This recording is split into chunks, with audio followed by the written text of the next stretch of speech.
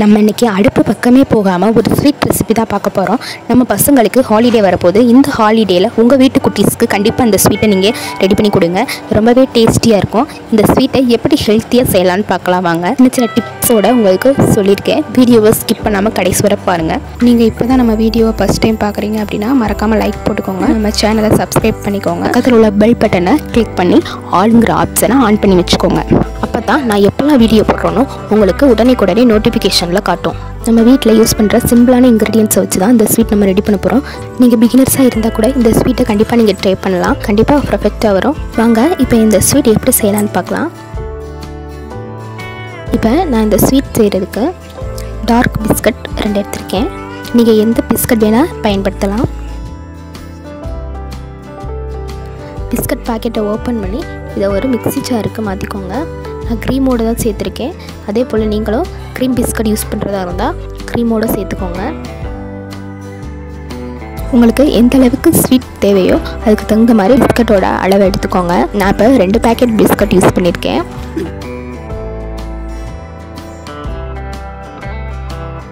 Mixie ஜாரில் பிஸ்கட்டை 2 உடைச்சி சேர்த்துக்கோங்க. இது பாருங்கள், இது போல் பிஸ்கட்டை எந்த பிஸ்கட்டாக இருந்தாலும் சரி அதை 2 உடைச்சி சேர்த்துக்கோங்க. இப்போ இது எந்த அளவுக்கு முடியுமோ அந்த அளவுக்கு ஃபைன் பவுடராக அரைச்சி எடுத்துக்கோங்க. இப்போ நான் அரைச்சிட்டு காட்டுறேன் பாருங்கள் இந்த அளவுக்கு ஃபைன் பவுடராக அரைச்சி எடுத்துக்கோங்க.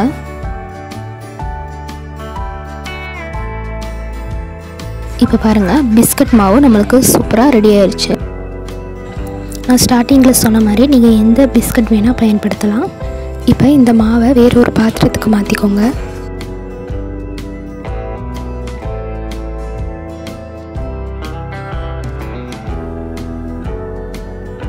இப்போ அடுத்ததாக அதே ஜாரில் 1/4 கப் அளவுக்கு பொட்டுக்கடலை சேர்த்துக்கோங்க. பொட்டுக்கடலைக்கு பதிலாக நீங்கள் வறுத்த வேர்க்கடலை கூட யூஸ் பண்ணிக்கோங்க. டேஸ்ட்டு ரொம்பவே நல்லாயிருக்கும்.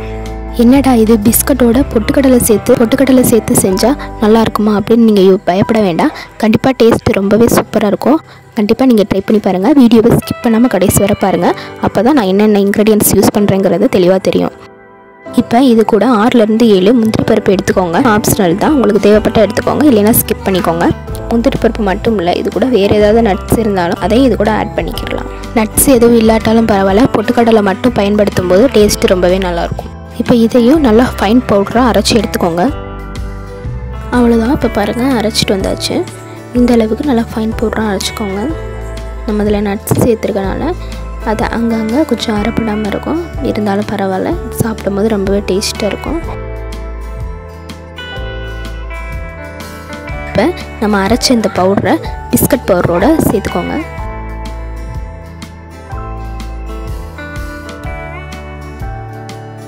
இது கூட 1 ஸ்பூன் அளவுக்கு நாட்டு சக்கரை சேர்த்துக்கோங்க. நீங்கள் எடுத்துருக்க பிஸ்கட் இனிப்பு கம்மியாக இருந்தால் அதுக்கு தகுந்த மாதிரி இனிப்போட அளவு கூட குறைய சேர்த்துக்கோங்க. அடுத்ததான் இது கூட 1 ஸ்பூன் அளவுக்கு நெய் சேர்த்துக்கோங்க. நெய் ஆப்ஷனல் தான், உங்களுக்கு தேவைப்பட்டால் சேர்த்துக்கோங்க, இல்லைன்னா ஸ்கிப் பண்ணிக்கோங்க. நெய்க்கு பதிலாக ரீஃபைண்ட் ஆயில் கூட யூஸ் பண்ணிக்கலாம். அடுத்து இது கூட காய்ச்சி ஆற வச்ச பால் சேர்த்துக்கோங்க. நான் 1/2 கப் அளவுக்கு பால் சேர்த்துருக்கேன். பால் அப்படியே மொத்தமாக சேர்த்துடக்கூடாது, கொஞ்சம் கொஞ்சமாக சேர்த்து கட்டிகள் இல்லாமல் நல்லா கிளறி விட்டுக்கோங்க.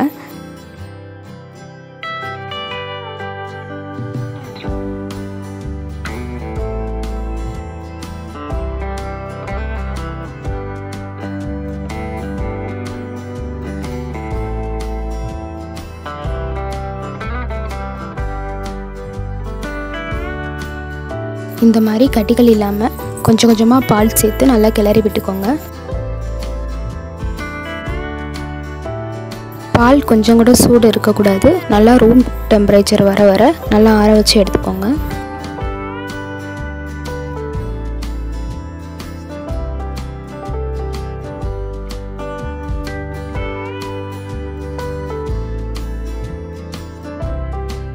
இப்போ பாருங்கள் நல்லா கட்டிகள் இல்லாமல் கிளறியாச்சு.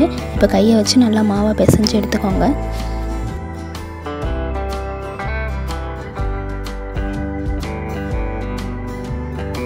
சப்பாத்தி மாவு மாதிரி ரொம்ப ஹார்டாக பிசையணும்னு அவசியம் இல்லை, லேசாக கலந்து கொடுத்தா போதும்.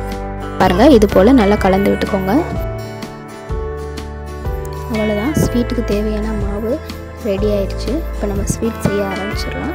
உங்களுக்கு விருப்பப்பட்ட ஷேப்பில் நீங்கள் ஸ்வீட் செய்யலாம். மாவு இந்த கன்சிஸ்டன்சிக்கு பிசைஞ்சு எடுத்துக்கோங்க. நம்ம பிடிக்கும்போது நல்லா பிடிக்கணும், உதுத்து விடும்போது உதிரணும். அந்த மாதிரி மாவை நல்லா பிசைஞ்சு எடுத்துக்கோங்க.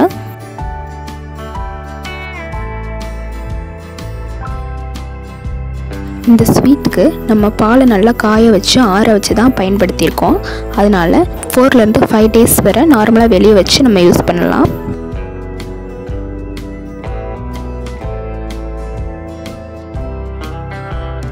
கொஞ்சமாக மாவு எடுத்து இது போல் உருட்டி எடுத்துக்கோங்க.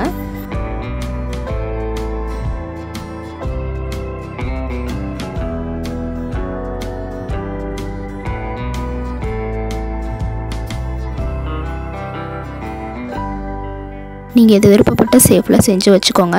நான் இன்றைக்கி இதை லட்டு மாதிரி பண்ணியிருக்கேன். பாருங்கள், இது பார்க்குறதுக்கு மட்டும் இல்லை, சாப்பிட்றதுக்கு ரொம்பவே டேஸ்டியாக இருக்கும். அப்படியே குழந்தைங்களுக்கு பிஸ்கட்டை சாப்பிட கொடுக்காம இது போல் கொஞ்சம் ஹெல்த்தியாக ரெடி பண்ணி கொடுங்க. சாப்பிட்றதுக்கு ரொம்பவே டேஸ்ட்டாக இருக்கும். குழந்தைங்களும் விரும்பி சாப்பிடுவாங்க.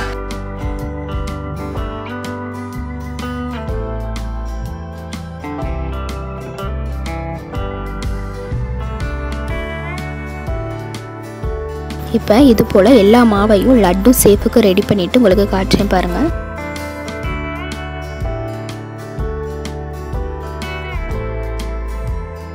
அவ்வளோதான், ரொம்பவே டேஸ்டியான ஹெல்த்தியான பிஸ்கட் லட்டு ரெடி ஆயிடுச்சு. இதை நீங்கள் பிஸ்கட்டில் தான் பண்ணினீங்கன்னு சொன்னால் யாருமே நம்ப மாட்டாங்க. அந்த அளவுக்கு ரொம்பவே டேஸ்டியாக இருக்கும். கண்டிப்பாக இந்த ஹாலிடேக்கு உங்கள் வீட்டு குட்டீஸ்க்கு இந்த ரெசிப்பியை நீங்கள் ரெடி பண்ணி கொடுங்க. ரொம்பவே விருப்பப்பட்டு என்ஜாய் பண்ணி சாப்பிடுவாங்க.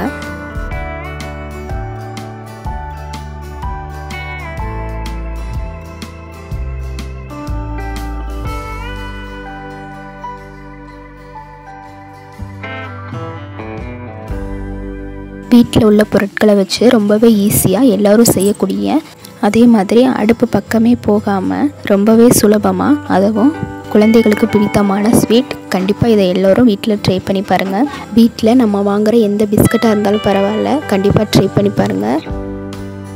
இப்போ இந்த ஸ்வீட்டை நான் பிச்சு காட்டுறேன் பாருங்கள் எந்த அளவுக்கு பர்ஃபெக்டாக வந்திருக்குன்னு பாருங்கள். இதில் நம்ம முந்திரி பருப்பு சேர்த்துருக்கோம். அங்கனா வெள்ளை வெள்ளையாக தெரியுது பாருங்கள்.